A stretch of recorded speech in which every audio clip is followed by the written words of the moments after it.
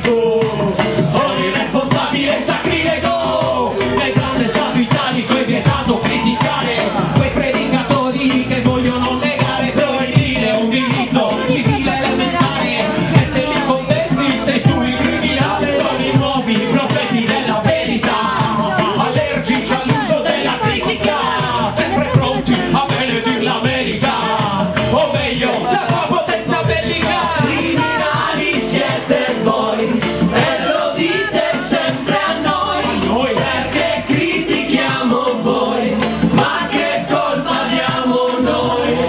Oh, il supremo alleato atlantico cerca di imporre un pensiero unico. Chi ragiona con il cuore e con la logica per loro è di sicuro una forza terroristica. Hanno una lista tutta quanta nera, giudicano i popoli della terra intera, finanziano una scuola militare a Panama dove si addestrano dittatori del Sud America, esportatori di democrazia, bombe su bombe giù a Nassiriya, a Fallujah col fosforo bianco hanno bruciato una città con la gente dentro. Criminali siete voi e lo dite sempre a noi, perché critichiamo voi, ma che colpa abbiamo noi? Criminali siete voi e lo dite sempre a noi, perché critichiamo voi, ma che colpa abbiamo noi? Allora,